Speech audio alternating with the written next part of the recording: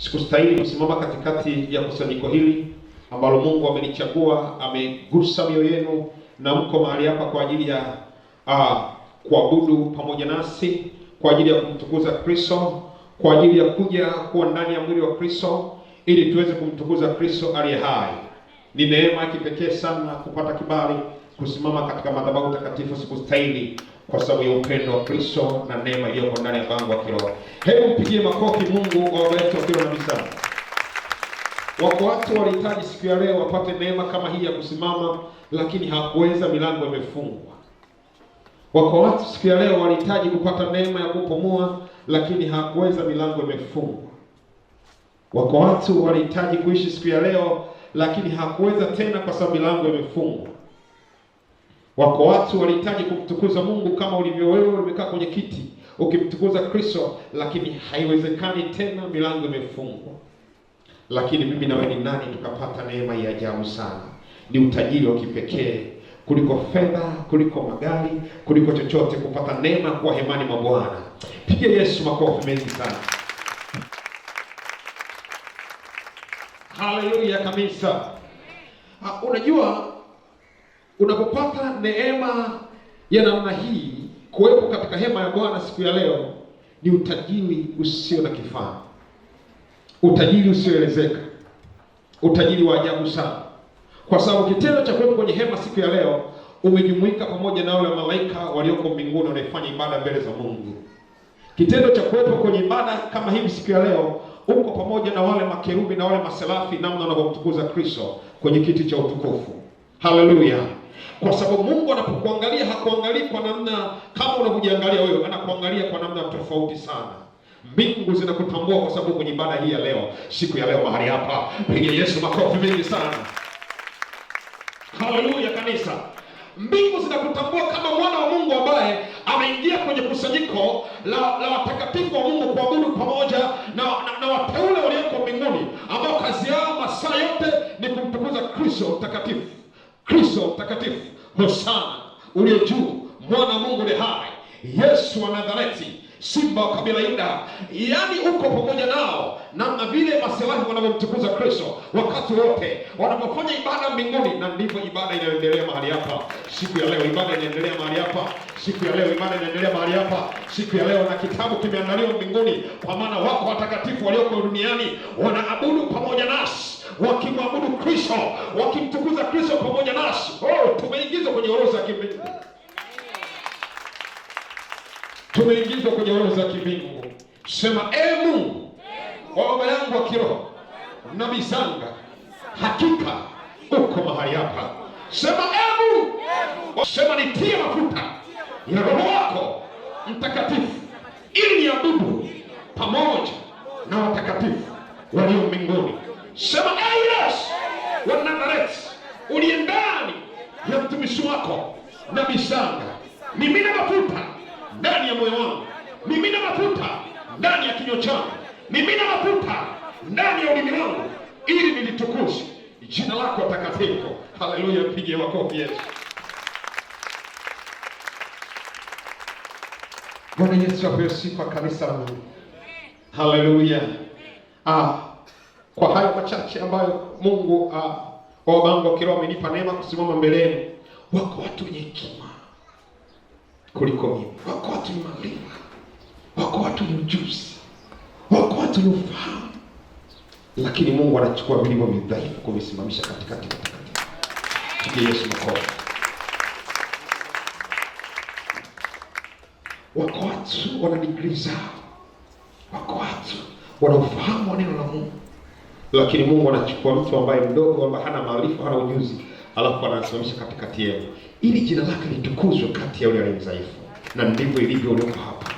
Mimi ni mtumwa tu nisistahili, ambaye Kristo leo ndani ya baba yangu wa kiroho amenituma niseme naye machache, alafu kisha turuhusu mengineyo. Bwana Yesu apewe sifa kanisa. Fungua kitabu chako katika kitabu kile Luka mtakatifu sura ya 10 na mstari wa 13. Nasoma kwa msaada wa Roho Mtakatifu kama ilivyonenwa. Neno la Mungu nasema, ole wako Korazini, ole wako Bethsaida, kwa kuwa kama miujiza hiyo iliyofanyika kwenu ingalifanyika katika Tiro na Sidoni, wakalitubu tangu hapo, huku wakiketi katika nguo za kigunia na majivu. Bwana Yesu apewe sifa. Kama neno lisemavyo kwa habari ya namna ambavyo Yesu anaongelea juu habari ya Tiro na Sidoni, anaongelea juu habari ya Bethsaida, anasema juu habari ya miujiza ile, namna ilivyofanyika hizo pande kwa hao watu ambao walipata neema kuiona ile miujiza mingi ambayo Mungu alikuwa anaifanya au Yesu alikuwa anaifanya hizo pande. Anasema kwa kuwa hii miujiza ingefanyika pande fulani, watu wale wangetubu, kwa sababu hii miujiza iliyofanyika ni ajabu mno. Haleluya kanisa. Bwana Yesu apewe sifa. Mungu anapoongelea kwa habari ya miujiza, labda hii miujiza ingefanyika Sidoni, au hii miujiza ingefanyika pande za Rumi, au miujiza hii ingefanyika Galilaya, au miujiza hii ingefanyika labda Morogoro, ingefanyika mkoa wote, wale watu yamkini wangemrudia Mungu kwa sababu hii miujiza. Lakini kwa sababu miujiza hii ilifanyika kwenu, na kwenu kuna mioyo migumu ambayo kwamba haiko tayari kumrudia Mungu, wala hakuna hofu ya Mungu tena, imekuwa ngumu kumrudia Mungu kwa toba na rehema. Piga Yesu makofi mengi sana. Kwa nini neno linasema nasi wakati huu sasa hivi? Yesu kwa nini anasema nasi kupitia neno lake kwa habari ya miujiza? Mungu kusudi lake kumuita mtumishi wa Mungu, kumsimamisha kwa ajili ya utukufu wa jina lake. Ndani yake anaweka miujiza. Sema miujiza. Ndani yake anaweka uponyaji, ndani yake anaweka kufunguliwa, ndani yake anaweka msamaha, ndani yake anaweka kufariji, ndani yake anaweka utuwema, ndani yake anaweka upendo, ili watu wanetoka pande fulani kuja kuelekea kwa yule mtumishi wamuone Mungu kwa sababu ya ile miujiza, ili watu waweze kumrudia Mungu kwa kutubu, kuziacha njia zao mbaya kwa sababu ile miujiza. Kumbe kusudi la Kristo kuachilia miujiza ndani ya watumishi wake, ili kwamba watu waweze kumgeukia yeye kwa toba na rehema na utakaso. Hebu mpige Yesu makofi mengi sana. Kwa nini Mungu anaposimamisha mtumishi wake anaweka miujiza ili kuwavuta watu kwake? Kwa nini Mungu anapoweka ndani ya mtu au mtumishi wake anapoweka uponyaji? Kwa sababu ya kuwavuta wateule wake. Kwa nini Mungu anaweka ndani ya mtumishi wake kufunguliwa? Kwa sababu ya yeye kuwarudisha watu kwake. Kwa nini Yesu anaweka ndani ya mtumishi wake moyo wa upendo? Kwa sababu watu wamuone Kristo ili waje kwake. Kwa nini Yesu anaweka ndani ya mtumishi wake roho ya kufariji na kutia moyo, ili watu waweze kumuona Kristo, waweze kuvutwa warudi kwake? Wanapoona hayo yote yakitendeka ndani ya mtumishi wake, na ndipo wanaposema tumemwona Kristo ndani ya huyo mtumishi, na kuziacha njia mbaya na kuelekea toba. Haleluya kanisa. Sema toba ni msingi wa kanisa. Sema toba ni msingi wa kanisa. Kanisa lote linapokosa kuwa na toba, ni ngumu kuiona mbingu. Mtumishi yote anapokosa kuwa na moyo wa toba, ni ngumu kumwona Mungu. Mteule yote anapokosa kuwa na moyo wa toba, ni ngumu kuiona mbingu. Na ndio maana Yesu alipokuja akahubiri juu habari ya toba, toba, toba, toba, toba. Kwa nini Yesu alihubiri juu habari ya toba? Hakuhubiri juu habari ya watu kwanza watajirike alafu ndo mengine yafuate. Alihubiri toba. Kwa nini Yesu anahitaji watu mioyo yao imwelekee yeye kwa toba na rehema? Lengo kuu, Bwana Yesu anahitaji uione mbingu. Sema unahitaji uione mbingu. Mwambie jirani yako unahitaji uione mbingu. Unahitaji uione mbingu. Yesu anasema toba ni muhimu. Mwambie Yesu anasema toba ni muhimu. Haleluya kanisa la Mungu aliye hai. Hii miujiza yote inayofanyika pande za Tiro, iliyofanyika Sidoni, iliyofanyika wapi, lakini kuna watu mahali fulani yamkini wangeona hii miujiza ikifanyika juu yao, watu wangemrudia Mungu kwa toba na rehema na utakaso, wakaiona mbingu. Lakini kwa sababu waliona hii miujiza na wao hawakuchukulia kama ni fursa kwao ili kuweza kurudi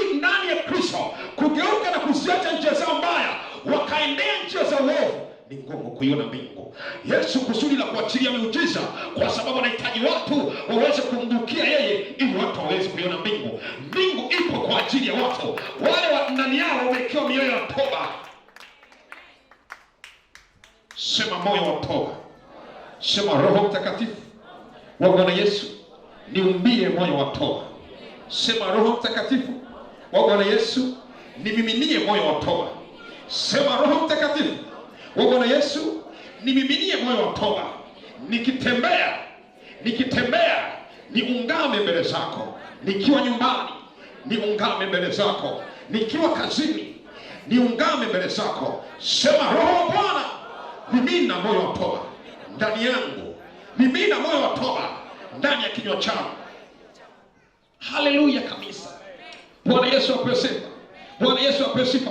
Anasema watu hawa laiti wangeona hii miujiza ingefanyika pande zao, hawa watu wangegeuka na kumrudia Mungu kwa toba na kavaa nguo za magunia ili wamrudie Kristo. Lakini waliletewa miujiza wala hakutambua Mungu amewajilia kwa namna hiyo. Mungu kumbe muda mwingine anakuja kwa njia ya miujiza ili kugeuza moyo wako.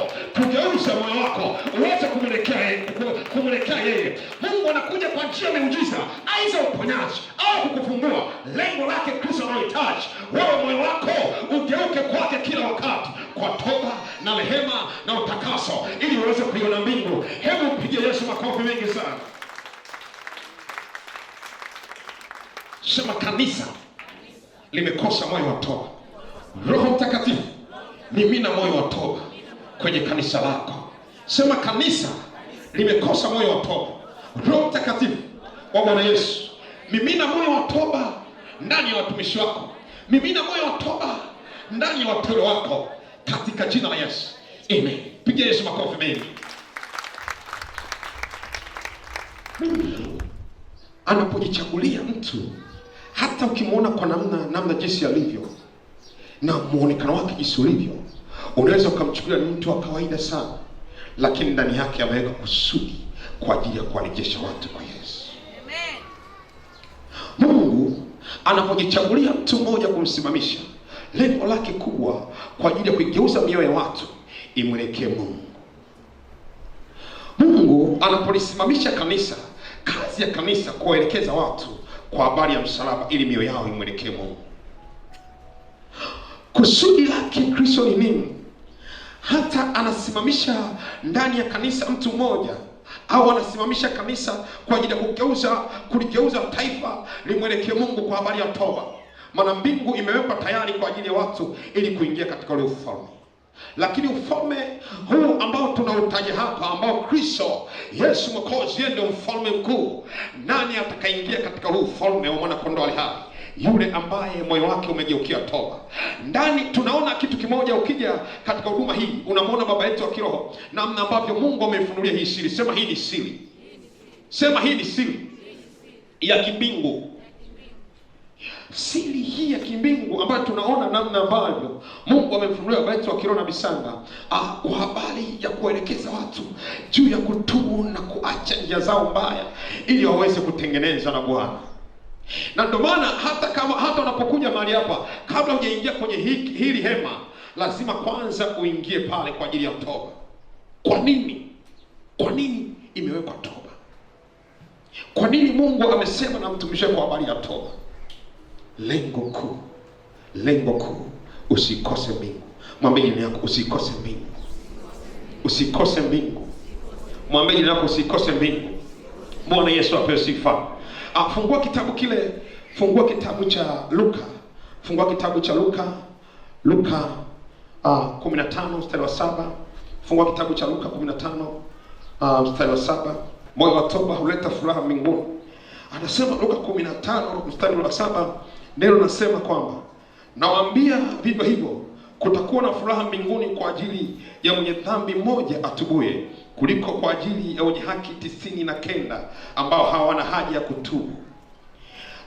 Yesu anasema kwamba kutakuwa na furaha mbinguni kwa ajili ya mtu ambaye mmoja tu kati ya watu 99 au 99, wao kati yao wanajisabia kwamba wao tayari wana haki na wala hawana haja kutubu. Lakini kati ya hawa watu 99, mtu mmoja tu ndani yake amebeba moyo wa toba. Anasema huyu mtu ambaye amebeba moyo wa toba na akamwendea Kristo, akaingia kwenye maombi ya toba na akaziungama dhambi zake na kuacha uovu wake wote, anasema mbinguni ni furaha, mbingu inashangilia kwa sababu ya huyu mtu mmoja tu ambaye ndani yake amebeba moyo wa toba. Moyo wa toba unasababisha mbinguni kuwa na furaha. Maana yake kama kuna ratiba nyingine zozote zinazoendelea, kwanza kuna kuwa na furaha kwa sababu ya mtu mmoja amegusa kiti cha toba. Maana kama kulikuwa na malaika wanasifu na kuabudu, ambao mtu mmoja amepiga magoti akamwendea Mungu akasema, mtakatifu Bwana majeshi, nirehemu, mimi ni mwenye dhambi, ratiba zina stop kwa sababu ya mtu huyu anatubu. Na neno linasema kwamba mbingu ni furaha, inazizima shangwe na nderemo kwa sababu ya mtu mmoja ameelekea moyo wake kwa Bwana kwa ajili ya toba na rehema mbele za Mungu ni hai. Neno linasema mbingu zinajaa furaha kwa sababu ya mtu mmoja tu atubuye. Haleluya kanisa. Bwana Yesu apewe sifa. Namna gani ambavyo Mungu anapendezwa na mtu mwenye moyo wa toba? Namna gani ambavyo Mungu anapendezwa kanisa ambalo linaenda mbele za Mungu kwa toba? Namna gani ambavyo Mungu anapendezwa na watu wanamwelekea kwa toba? Namna gani ambavyo Mungu anapendezwa na watu ambao wanamwelekea Mungu kwa toba, kugeuka na kuziacha njia mbaya? Namna gani ambavyo Mungu anapendezwa na hilo kanisa? Namna gani ambavyo Mungu anapendezwa na huo moyo? Neno linasema kwa sababu ya mtu huyu mmoja ambaye amekubali kugeuka na kwenda mbele za Mungu, kaanza kuingia kwenye maombi ya toba. Neno linasema mbingu zinafurahi kwa sababu ya huyu mtu. Mstari wa 10 anasema, nawaambia vivyo hivyo kuna furaha mbele ya malaika wa Mungu kwa ajili ya mwenye dhambi mmoja atubuye. Anasisitiza Yesu, anasema ninawaambia hakika vivyo hivyo kuna furaha mbele za Mungu kwa ajili ya mwenye dhambi mmoja atubuye. Maana yake kwamba malaika wa Mungu wanapoanzisha furaha au wanaporuhusu furaha ndani ya mioyo yao, maana yake kuna sauti iliyosema kwamba nimekusamehe, nimekusamehe, nimekusamehe, nimekusamehe. Kitendo cha malaika kuona kwamba huyu mtu aliyekea msalaba au aliyemwelekea Kristo akaomba toba, na malaika unaona wanaanza kusema, wanaanza kumtukuza Kristo, wanaanza kufurahi kwa ajili yako kwa sababu ya kutubu, jua kwamba Mungu ametangaza msamaha juu yako. Neno nasema kwa ajili ya mtu mmoja atubuye, malaika mbinguni furaha. Unadhani kuna sherehe ya namna gani kule mbinguni inafanyika wakati huo? Unadhani vitabu vimewekwa kwa ajili ya watu kuingizwa orodha kwenye majina ya kitabu cha uzima? Unadhani furaha ya namna gani mbinguni kwa watu ambao walikuwa katika ulimwengu mwingine lakini wamemgeukia Mungu kwa toba na rehema na kuziacha njia mbaya na kumwelekea Kristo? Mbingu zinafurahi kwa ajili yao, na kwa sababu hiyo majina yao hayatakuwa katika ulimwengu huu tena, lakini majina yao yataandikwa kwenye kitabu kile cha uzima. Hebu mpigie Yesu makofi mengi sana. Sema toba ni msingi wa kanisa. Kanisa lolote likikosa kuwa na moyo wa toba, uangamivu ni mkubwa sana. Kanisa likikosa kuwa na moyo wa toba, uangamivu ni mkubwa sana. Lakini toba ndio msingi wa maisha yetu, na ndio maana Mungu ambaye aliyoko ndani ya wetu wa kiroho ameifunua hii siri ya toba. Watu wengi tulikotokea kwenye makanisa mbalimbali, yamkini tumekosa kujua hii siri, lakini wengi tuliokuja mahali hapa tumepata kufunuliwa hii siri. Na baada ya kufunuliwa hii siri, kwa kweli tunaona mabadiliko ya ajabu sana kwa sababu ya hii siri. Haleluya kanisa. Haleluya kanisa. Haleluya kanisa. Kwa sababu ya siri ya toba ambayo mioyoni mwa watu imefichwa. Na ndio maana Yesu anatoa agizo, hubirini kwa habari ya toba, kwa maana ufalme wa mbingu umekaribia. Anawaagiza wanafunzi wake, hubirini kwa habari ya toba, kwa maana ufalme wa mbingu umekaribia. Hawaagizi kwa habari ya kuhubiri juu ya habari ya mali au juu ya magari au juu ya fedha au juu ya majumba. Anasema no, nendeni kahubiri juu ya habari ya toba, kwa sababu ya ufalme wa Mungu umekaribia juu ya hawa watu. Maana yake wanapoenda kumgeukia Mungu, wanapoungama uovu wao na kuziacha njia zao mbaya, Mungu anaweka makao ndani yao. Mungu anaweka kituo ndani yao. Mungu anajenga ufalme ndani yao kwa sababu ya moyo wa toba. Haleluya. Sema moyo wa toba ni muhimu sana. Sema Roho Mtakatifu wa Bwana Yesu, mimina ndani yangu moyo wa toba. moyo wa toba. Yes, ni msingi ambao au ni siri ambayo katika kanisa haikufunuliwa kwa wengi. Lakini ukipata neema ambayo umeipata, isili imefunuliwa juu yako, ni maisha ya mtakatifu ambaye anatakiwa aishi kwa maisha ya toba na rehema. Kutubu na kuomba rehema mbele za Mungu kunaleta uhusiano na wewe na Mungu zaidi. Toba inamfanya Mungu akae ndani ya moyo wako. Toba inamfanya Mungu aweke kituo ndani ya nyumba yako. Toba inamfanya Mungu aweke kituo kazini kwako. Toba inamfanya Mungu aweke kituo kwenye biashara yako. Toba inamfanya Mungu atembee na wewe wakati wote. Kwa sababu ya moyo wa toba, Mungu hana jinsi, lazima atembee na wewe, wala sio kitu kingine. Kwa sababu ya moyo wa toba, Mungu huwa karibu nasi sana, kwa sababu ya toba, ya kuwa na moyo wa toba. Na ndio maana tunamhitaji Roho Mtakatifu amimine ndani yetu mafuta ya toba. Haleluya kanisa, piga Yesu makofi mengi sana. Bwana Yesu apewe sifa, kanisa la Mungu. Bwana Yesu apewe sifa. Sema moyo wa toba uachiliwe ndani yangu. Sema Yesu Kristo, leo hii ninaomba, achilia moyo wa toba juu ya maisha yangu, kwenye nyumba yangu, kwenye ndoa yangu. Achilia moyo wa toba, achilia moyo wa toba. Sema Yesu Kristo, achilia moyo wa toba ndani yangu. Fungua kitabu kile cha Isaya, fungua kitabu cha Isaya, fungua kitabu cha Isaya. Isaya 1:4, afutaruka kidogo. Anasema, ole wake taifa lenye dhambi, watu wanaochukua mzigo wa uovu, wazao watendao mabaya, watoto wanaoharibu. Wamemwacha Bwana, wamemdharau yeye aliye mtakatifu wa Israeli, wamefarakana naye na kurudi nyuma. Tena nasema, mbona mnataka kupigwa hata sasa, hata mkazidi kuasi? Kichwa chote ni kigonjwa, moyo wote umezimia. Bwana Yesu apewe sifa. 10 anasema hivi, lakini neno la Bwana, enyi waamuzi wa Sodoma, tegeni masikio msikie sheria ya Mungu wenu. Enyi watu wa Gomora, huu wingi wa sadaka zenu mnazotolea una faida gani? Asema Bwana, nimejaa mafuta ya kafara za kondoo waume na mafuta ya wanyama walionona, nami sifurahii damu ya ng'ombe wala ya wanakondoo wala ya mbuzi waume.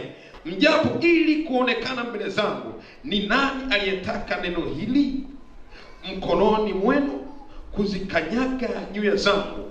13 nasema, msilete tena matoleo ya ubatili, msilete tena matoleo ya ubatili. Uvumba ni chukizo kwangu. Mwezi mpya na sabato kuita makutano, siyawezi mambo hayo na makutano ya ibada. Anasema, sikukuu zenu na mwezi mpya na karamu zenu zilizoamliwa, nafsi yangu yazichukia.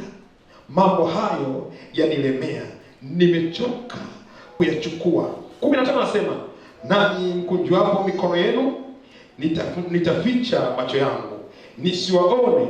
Naam, muombapo maombi mengi, sitasikia. Mikono yenu imejaa damu. Jiosheni, jitakaseni, ondoeni uovu wa matendo yenu, usiwe mbele ya macho yenu. Achieni kutenda mabaya, jifunzeni kutenda mema.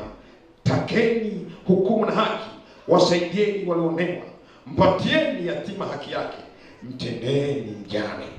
18 anasema, haya njoni tusemezane, asema Bwana. Bwana Yesu apewe sifa. Haleluya kanisa. Huyu ni prophet, namna kile ambacho Mungu alichofunulia. Anasema kwa habari ya Mungu ambaye tunamwelekea kila wakati, yeye kwamba ni tajiri, ambaye kwamba amejaa vitu vya thamani ndani yake. Kama mafuta ya kondoo waume amejaa ya kutosha, kama ni nini amejaa vya kutosha, kama ni thamani ana thamani za kutosha. Lakini shida kubwa ambao watu wanapoita kutano, ndani ya hilo kutano hawafanyi yanayempendeza Mungu, bali ndani ya kusanyiko ambao linakusanywa au watumishi wanapoita kutaniko mahali popote, lengo kuu ni nini? Lengo kuu ni kuwaelekeza watu kumwelekea Mungu mioyo yao, au kuwaelekeza watu namna ya kupata mali. Anasema hata wajapokuja na sadaka zao za namna gani, anasema wakunjuapo mikono yao sitatazama sadaka zao. Lakini anasema kwamba anachohitajieni nini? Kwamba kwanza kabisa mioyo ndani yao iliyobeba utakaso, wanyoshe dhambi zao na kujitakasa, na ndipo mwende Bwana. Hata wakiwa na neno la kumsihi Bwana, neno anasema ndipo Bwana atasikia kuomba kwao. Lakini kama ndani ya mioyo ya watu hawako tayari kumwendea Mungu kwa rehema na kujitakasa ndani ya mioyo yao, kisha wakamwendea Mungu wakapeleka sadaka zao, neno nasema kwamba hata ikiwaje wakunjuapo mikono yao, anasema Bwana hatapokea sadaka zao. Lakini kwa sababu ndani yao wana mioyo ya toba na kumrudia Mungu na kujitakasa mioyo yao, anasema hawa watu, na ndipo watakapoitazama sadaka yao. Anasema njoni tusemezane. Ukiwa na haja yako ya msingi sasa, anasema sogea karibu nami, sema nami, kwa sababu nimeona moyo wa utakaso. Piga Yesu makofi mengi sana. Piga Yesu makofi. Sio kitu kingine anachokiongelea hapa. Anaongelea juu ya moyo ulio tayari kumwendea Mungu kwa toba na rehema na utakaso. Na namna gani ambavyo tunavyokosea kwenda mbele za Mungu. Tunamwendea Mungu kwa ajili ya kuhitaji vitu vyetu, lakini tumekosa kumwendea Mungu kwa kunyenyekea mbele zake kwa toba na rehema na utakaso, ili tupate kuosha uovu, na kisha ndio tumwendee Mungu kumwambia haja za mioyo yetu. Na ndio maana unaona vitu vingi vinasimama kwenye maisha yetu, kwa sababu Mungu anasema mkunjuapo mikono yenu wala sitazama wala sisikii, kwa sababu ya wingi wa uovu ulioko ndani yenu. Anasema wala siangalii chochote kwa sababu ya uovu ulioko ndani yetu. Mkunjuapo mikono kwa ajili ya sadaka, siangalii chochote, lakini ashukuriwe Mungu aliye ndani ya baba yetu wa kiroho, ambaye amempa mafunuo kuweka kile chumba cha rehema. Na unapoingia mahali hapa kuomba toba na rehema, unapoingia huku ndani kutoa sadaka yako ishatakasika tayari. Piga Yesu makofi mengi sana. Piga Yesu makofi mengi sana.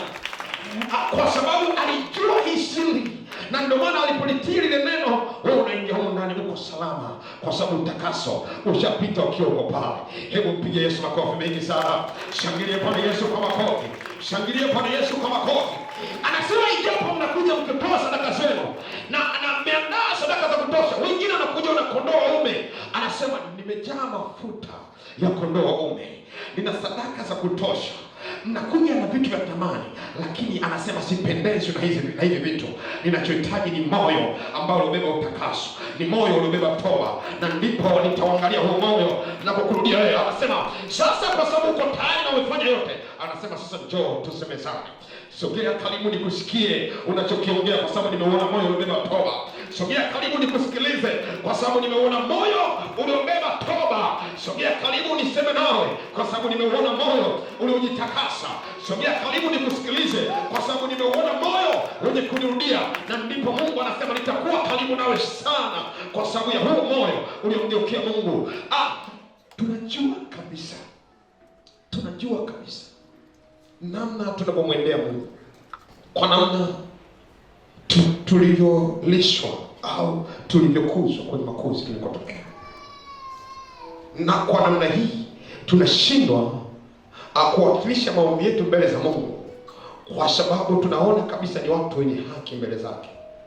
Wakati mikono yetu imemwaga damu, wakati vinywa vyetu vimejaa unajisi, wakati mioyo yetu imejaa manunguniko, kisha tunamwendea Mungu kuhitaji mahitaji yetu, na wakati Mungu amefunga sikio lake wala hatazami maombi yako, kwa sababu ndani ya moyo wa mtu hakuna toba. Lakini pale unapochukua hatua na kumwendea Mungu, kumwambia Bwana unisamehe, unitakase kwa damu yako, na Mungu anasema sasa unaweza ukaja kwangu ukaniambia yale ambayo yanakusibu ni nini. Sema moyo wa toba kwenye kanisa unahitajika sana. Sema kanisa linahitaji moyo wa toba. Sema kanisa linahitaji moyo wa toba. Mtu wa Mungu, ni ngumu kumwendea Mungu kwa namna ile ulioizoea wewe, kama ndani yako hakuna moyo wa toba, ni ngumu kupokea majibu ya maombi yako. Kama ndani yako hakuna moyo wa toba, na maombi ya toba Mungu anayasikia kwanza kuliko maombi mengine yote. Haleluya kanisa. Na maombi ya toba Roho wa Mungu anayasikia zaidi kuliko maombi mengine yote. Jiulize, kwa nini Mungu anapenda sana kuona mtu mwenye moyo wa toba anapoenda mbele za kuomba toba, na majibu yanakuja haraka kuliko maombi mengine yote? Kwa sababu Mungu ana wivu na wewe. Kwa sababu Mungu ana wivu na wewe. Mungu ana wivu na wewe, na ndio maana anaagiza ili kwamba watu warudi kwake. Lengo kuu kuambia wanafunzi wake, ninaenda kuandalia makao ili nilipo mimi na nyinyi mje mwepo. Kwa sababu Mungu anapenda kutuona sisi tukiwa naye karibu sana. Na ndio maana ametoa agizo ili kwamba watu waweze kila wakati kumgeukia yeye, ili kwamba wasiweze kuikosa mbingu. Mwambie jirani yako, jiandae usikose mbingu. Mwambie ndugu yako, fungua moyo wako, Roho Mtakatifu amimine mafuta ya toba. Sema, mafuta ya toba ni muhimu kwenye mioyo yetu. Sema, Roho Mtakatifu mimina mafuta ya toba ndani yangu. Bwana Yesu apewe sifa kanisa. Mungu hukaa na mtu ambaye kwamba moyo wake umejaa toba, na kwa namna hiyo Mungu haachi kuweka kituo ndani ya huyu mtu, au huyu mtu moyo wake umeelekea toba. Mungu anaweka kituo ndani ya huyu mtu, au hukaa ndani ya huyu mtu kwa sababu ameuona moyo wenye toba. Sema, moyo wenye toba. Sema, moyo wenye toba. Moyo wenye toba, Mungu huwa karibu sana huyu mtu na hutembea naye na hukaa naye kwa sababu ya moyo wenye toba. Bwana Yesu apewe sifa. Pigie makofi Roho Mtakatifu. Kwa hiyo mtu ambaye mwenye moyo wa toba, huyu Mungu anamwangalia sana, na ndani yake huweka kituo ndani huyu mtu. Bwana Yesu apewe sifa. Fungua kitabu kile cha Isaya 57:15. Neno la Mungu anasema, maana yeye aliye juu alitukuka akae milele, ambaye jina lake ni mtakatifu, asema hivi, nakaa mimi mahali palipoinuka, palipo patakatifu, tena pamoja na yeye aliye na roho iliyotubu na kunyenyekea, ili kuzifufua roho za wenyekevu na kuifufua mioyo iliyotubu. Asema, nakaa mimi mahali palipoinuka, palipo patakatifu, tena pamoja na yeye aliye na roho iliyotubu. Anasema kwamba Mungu, mtu huyo anakaa naye karibu sana kwa sababu ya moyo wake kumwelekea Mungu, au moyo wake uliobeba toba. Haleluya kanisa. Amen. Anasema nitakaa na huyo mtu kwa sababu nimeuona moyo wake ndani yake umebeba toba. Bwana Yesu apewe sifa. Amen. Haijalishi unamhitaji Mungu kwenye maisha yako akae na wewe, wala usisumbuke kwenda kwenye maombi mengineyo ya kupata mali, kupata magari, kupata majumba. Maombi yako yawe toba, ili kusababisha Mungu akae na wewe kwenye maisha yako. Amen. Wala usihangaike kwenda kutafuta wapi labda upate msaada. Maombi yako ni kumwelekea Mungu kwa toba na rehema na utakaso, ili Mungu aweke kituo na wewe. Haleluya. Wanasema, mbona tumemwita Bwana lakini haonekani, tumemtafuta kila upande lakini hatumuoni, mbona sioni nikijibiwa? Lakini ukienda kwenye maombi ya toba na rehema, utamuona Mungu kwenye maisha yako. Haleluya kanisa. Anasema kwamba nakaa mimi mahali palipoinuka, palipo patakatifu, tena pamoja na yeye aliye na roho iliyotubu, tena pamoja na yeye aliye na roho iliyotubu. Maana yake kwamba huyu mtu namna ambavyo roho yake inamwendea Mungu kwa toba, Mungu anasema haina jinsi ya mimi kutokana na huyu mtu, kwa sababu nimeuona moyo wa toba, na moyo wa toba humvuta Mungu karibu nasi. Haleluya kanisa. Haleluya kanisa. Haijalishi una ratiba yako ya maombi kiasi gani, cha kwanza toba, toba, toba. Tunajifunza, tunaona kwamba namna gani ambavyo toba inafungua mbingu, namna gani ambavyo toba inasababisha malaika mbinguni wanashangilia, namna gani ambavyo toba mbingu zinafurahi, namna gani ambavyo mtu anapoenda mbele za Mungu kwa toba, malaika mbinguni wanashangilia wakimtukuza Mungu, kwa sababu kuna mtu mmoja atuboe. Tunapojifunza juu ya habari ya toba, tunaona namna gani ambavyo Mungu, malaika wa Mungu na pia wanatufurahia tunapotubu, ili tuwe pamoja nao siku moja kule mbinguni kwa habari ya toba, wala si kwa habari nyingine. Na ndio maana Yesu anasema kwamba nendeni mkajifunze maana yake maneno haya, nataka rehema wala si sadaka. Maana yake kwanza anachohitaji kwa kweli, kwanza ubebe moyo wa rehema, ubebe moyo wa toba, kisha ndio mwende Mungu kwa sadaka zako. Na ndio maana tumejengewa msingi kwamba kabla hujaingia kwenye ibada lazima uingie kwenye chumba cha rehema, kisha ndio ulete sadaka yako. Pigie Yesu makofi mengi sana. Yesu anasema kajifunzeni maana yake maneno haya, nataka rehema wala sio sadaka. Ukisoma nadhani kwenye kitabu kile cha Mathayo 9:13 anasema kajifunzeni maana yake maneno haya ni nini ninachohitaji kwenu. Nendeni mkatafakari vizuri kwa umakini zaidi. Maana yamkini njia zenu zimeshikamana na njia za uovu. Lakini anasema kajifunzeni zaidi maneno haya na mkae katika utulivu ili mpate kuelewa ni nini ambacho Mungu anahitaji kwenye maisha yenu. Kajifunzeni juu ya habari ya toba, kajifunzeni juu ya habari ya rehema, kajifunzeni juu ya habari ya utakaso. Anasema si kwamba labda nahitaji sadaka kwenye maisha yenu na ndivyo ninavyopendezwa nazo, hapana. Cha kwanza napendeza nacho kwenye maisha yangu, na furahi kukuona ukija kwangu ni moyo wa toba. Sema roho Bwana Yesu. Mimina ndani yangu. Moyo wa toba. Roho Bwana Yesu. Mimina ndani yangu. Moyo wa toba. Watu wa Mungu, tunachohitaji kwenye maisha yetu ni kuwa na moyo wa toba. Moyo wa toba unatufanya kuwa na uhusiano wa karibu na Mungu sana. Ikiwa yamkini una maombi yako yote, ukumbuke maombi ya toba na rehema. Lakini rehema unapojua jifunza juu ya habari ya rehema, maana yake pia unapohitaji huruma za Mungu uwe mpesi pia kusamehe na wengine. Haleluya mtume. Unapohitaji huruma za Mungu sio na wewe, uwe mpesi pia kusamehe na wengine. Bwana Yesu apewe sifa. Yesu makofi mengi sana.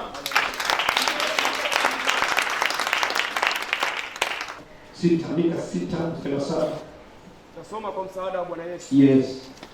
Je, Bwana apendezwa na elfu za kondoo waume?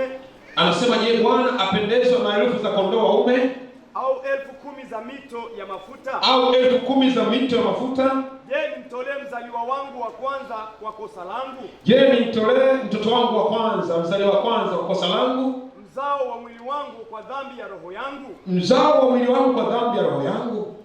Mwanadamu, yeye amekuonyesha yaliyo mema, na Bwana anataka nini kwako? Bwana anataka nini kwenye maisha yako? Subiri. Yamkini kwako Bwana anahitaji mito 1,000 mafuta. Yamkini una mito 1,000 ya mafuta. Yamkini Bwana anahitaji kondoo. Mungu anahitaji mafuta, mito ya mafuta 1,000. Unaohitaji huo upelekee Mungu. Yamkini atakujibu maombi yako? No.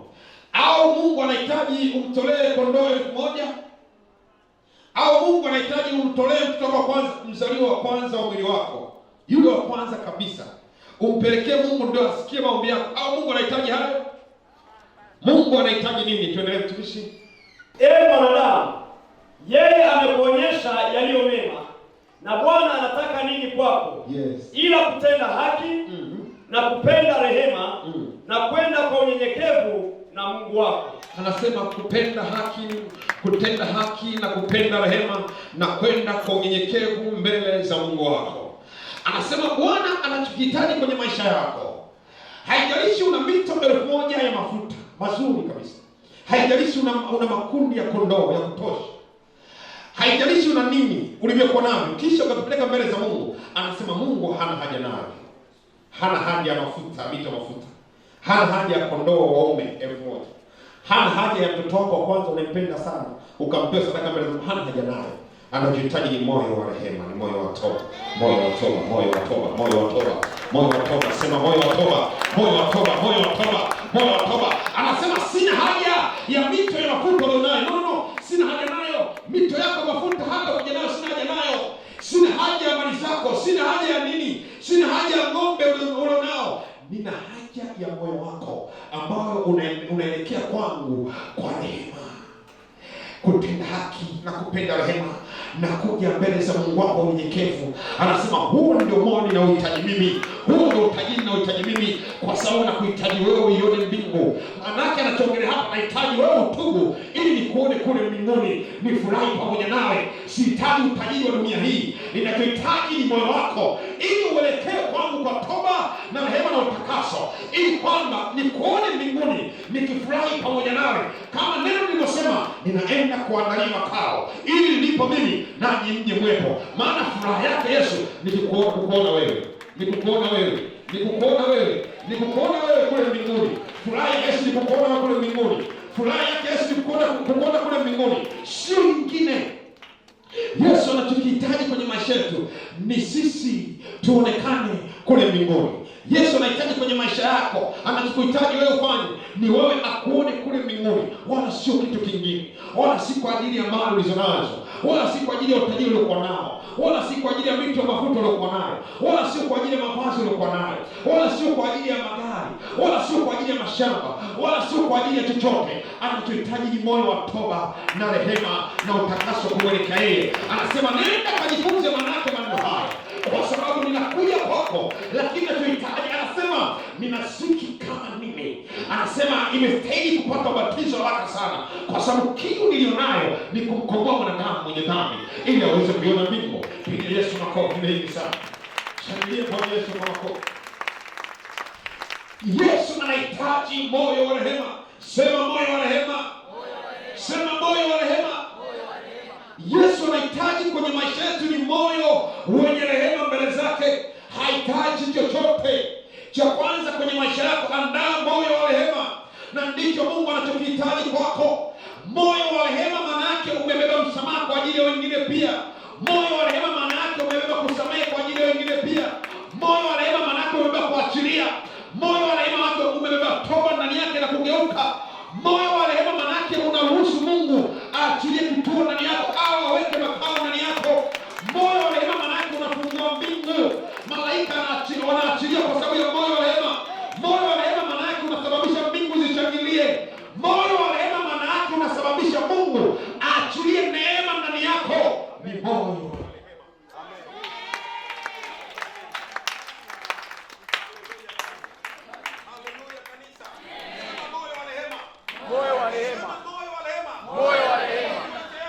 Kwenye maisha yangu, moyo wa rehema. Yesu Kristo, Yesu, nahitaji kuiona mbingu, nahitaji kuiona mbingu, nahitaji kuiona mbingu. Achilia ndani yangu, moyo wa msamaha, moyo wa toba, ili kusamehe wengine na kwenda mbele zako kwa unyenyekevu. Yesu Kristo, achilia ndani yangu moyo wa toba na kusamehe wengine na kwenda mbele zako kwa unyenyekevu. Haleluya. Bwana Yesu apewe sifa kanisa. Na namna gani ambavyo Mungu anakupendeza na watoto namna hii ambao wako tayari asubuhi walipoingia mahali pale wakamwendea Mungu kwa toba, na wako mahali hapa yakini majina yameandikwa mbinguni na sherehe iko inaendelea mbinguni. Kwenye ibada hii kwa sababu mioyo yao imeelekea toba, mioyo yenu ilielekea toba, hata mpo kwenye viti mmekaa. Kwa sababu hiyo Mungu hana jinsi ya kufanya kitu kwenu, lazima afanye kwa sababu ya moyo ulioelekeza mbele za Mungu kwa toba. Bwana Yesu apewe sifa. Lakini kuna mtu yuko mahali hapa, yuko amekaa anasema Mungu achilia magari, Mungu achilia mihela, Mungu achilia sijini, Mungu si achilia nini. Wewe kazi yako ni moyo tu. Bwana achilia moyo wa toba kwa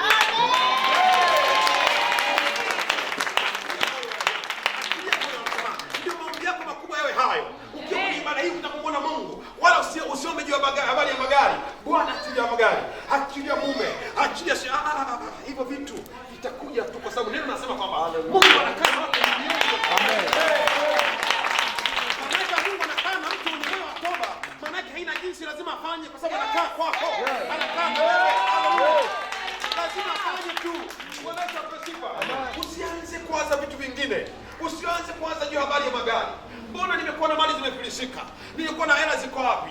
Mume nilikuwa naye sio aenda. No. Nenda mbele za Mungu, mwambie Bwana mimina ndani yangu moyo wa toba. Bwana mimina ndani yangu moyo wa rehema. Bwana mimina ndani yangu moyo wa msamaha kwa wasamehe wengine na kuachilia wengine. Weka mafuta mapya ndani yangu kama vile unaweka divai pia kwenye kiliba kipya. Ndani ya moyo wangu ninahitaji divai ya mafuta ya Roho Mtakatifu ndani yangu. Yaminike ndani ya moyo wangu ili Bwana awe na mahusiano na wewe mazuri zaidi. Ili Bwana aweze kutembea na wewe, kaa na wewe vizuri, wala sio kitu kingine. Andaa moyo wako muda wote atoke kwenye ibada. Mwambie Bwana, ruhusu ndani yangu moyo wa toba na msamaha na kuachilia wengine. Weka ndani yangu yamkini unyenyekevu, weka ndani yangu yamkini utii, weka ndani yangu yamkini utu wema, weka ndani yangu yamkini kuchukuliana, weka ndani yangu moyo wa rehema na msamaha, weka ndani yangu wala usiwaze juu ya habari ya vitu vingine ambavyo havina umuhimu kwenye maisha yako. Bwana Yesu apewe sifa. Sisemi kwamba hiyo vingine vyote kwamba havikuhusu. Maana yake umembeba Kristo, vingine vyote hata. Sisemi kwamba utajiri sio haki yako. Utajiri ni haki yako, lakini Yesu kwanza anakuhitaji wewe ukae na yeye. Amen. Sisemi kwamba usimiliki, kumiliki utamiliki, lakini kwanza atawale ndani yako Yesu Kristo. Amen.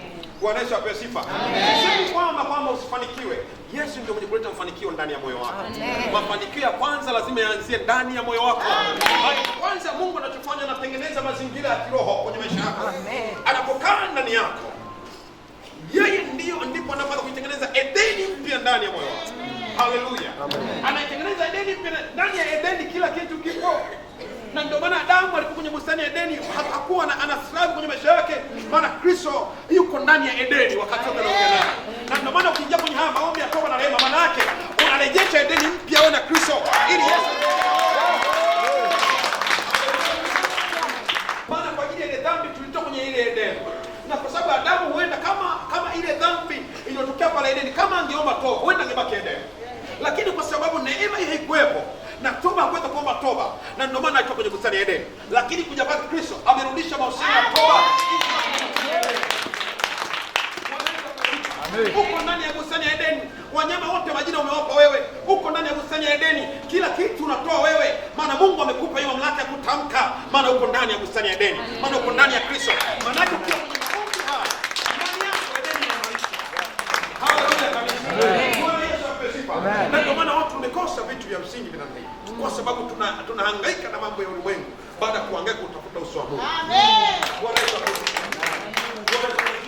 Na watu wengi wanataabika huko na huku, mara unamkuta leo uko Chang'ombe, mara unakuta huko, mara yuko huko. Kwa sababu gani? Anatafuta miujiza, anatafuta mali. Amemwacha Kristo kwenye moyo wake. Amemwacha Kristo kwenye moyo wake. Anahangaika kwa sababu ya kutafuta vitu, akisikia leo muujiza, akisikia leo mafuta ya upako. Kwanza kwenye maisha yako, ukiwa na Kristo, mafuta ya upako yanamiminika yenyewe.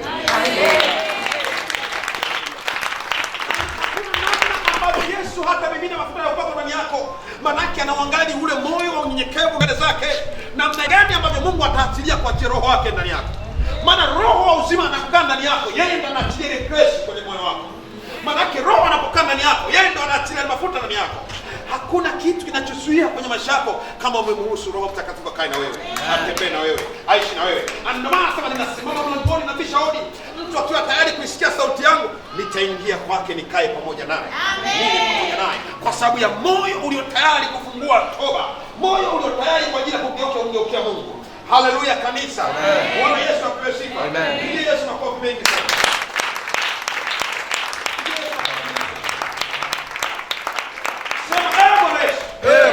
Umbia ndani yangu moyo mpya, moyo mpofu wewe. Ondoa ndani yangu moyo ambao unahitaji vitu vya dunia.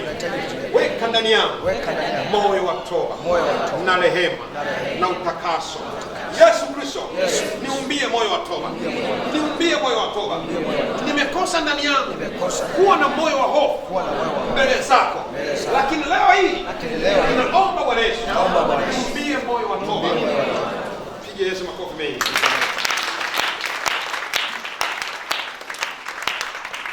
Haleluya kanisa. Amen. Haleluya kanisa. Amen. Bwana Yesu apewe sifa. Amen. Fungua kitabu kile cha Ufunuo kitabu. Neno nasema, basi kumbuka jinsi ulivyopokea na jinsi ulivyosikia, yashike hayo na kutubu. Walakini usipokesha, nitakuja kama mwivi, wala hutaijua saa nitakayokuja kwako.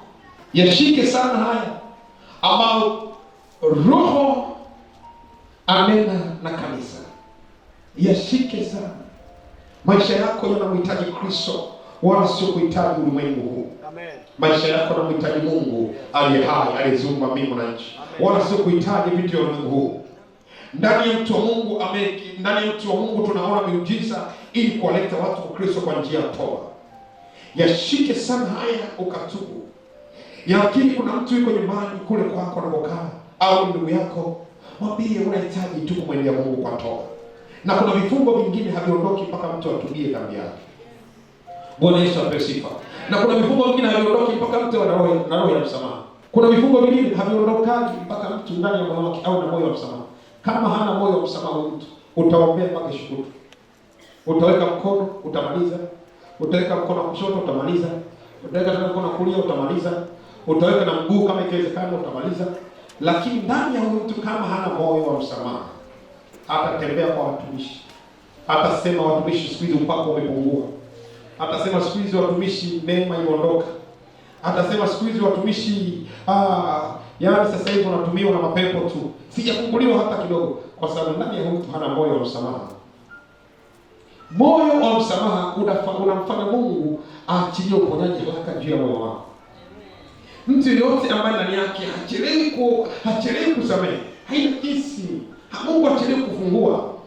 Kwa sababu gani? Ameuona moyo kuachilia na kusamehe. Namna gani ambavyo Mungu anapendezwa na mtu ambaye mwenye moyo namna hii, anaitubu na kwenda mbele za Mungu kuomba rehema na kuachilia wengine. Mungu lazima afanye kitu kwenye maisha yako. Bwana Yesu apewe sifa. Sema, Yesu Kristo, naomba utengeneze moyo wangu. Naomba utengeneze moyo wangu. Naomba utengeneze moyo wangu ili niweze kutembea katika njia zako. Yesu Kristo, tengeneza moyo wangu. Tengeneza moyo wangu. Roho Mtakatifu, tengeneza moyo wangu ili niweze kupokea moyo wa toba, moyo wa msamaha na kuachilia wengine. Achilia ndani yangu roho ya toba, roho ya msamaha. Sema, Bwana, moyo wangu unakuhitaji wewe, unakuhitaji wewe, unakuhitaji wewe, unakuhitaji wewe. Sikiliza hiki, sisemi Mungu asifanikishe hatua zako. Mungu kwanza afanikishe moyo wako. Bwana Yesu asifiwe.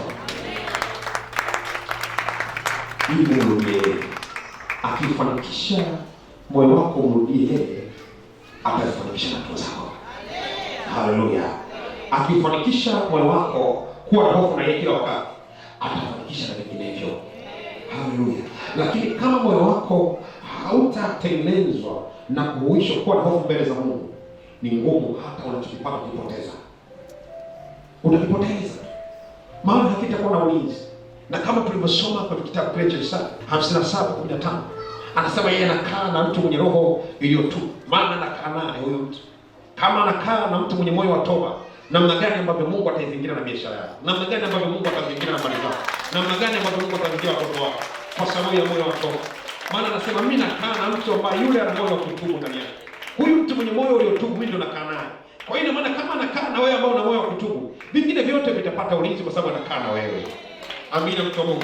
Vingine vyote vitapata ulinzi, vitapata nini? Kwa sababu anakaa na wewe. Lakini kama hivyo vitu vyote hauna, ni ngumu hata kupata ulinzi. Kwa hiyo usihitaji kupata ulinzi wakati ndani yako una msamaha, una moyo wa toba. Unahitaji kuomba ulinzi yoni. Unahitaji kufanikiwa kwa Mungu. Kwanza Bwana awe wa kwanza kwenye maisha yako. Yesu atengeneze moyo wako. Yesu atengeneze moyo wako. Yesu atengeneze moyo wako. Yesu atengeneze moyo wako. Yesu atengeneze moyo wako. Yesu atengeneze moyo wako. Yesu atengeneze moyo wako. Sema, Mungu, wa baba yangu wa kiroho, Nabii Sanga, niumbie moyo safi, moyo wenye kukuhofu, moyo wa toba na rehema na kusamehe wengine. Sema, moyo wa toba, rehema na kuwasamehe wengine, kusamehe adui zangu. Niumbie ndani yangu moyo wa toba.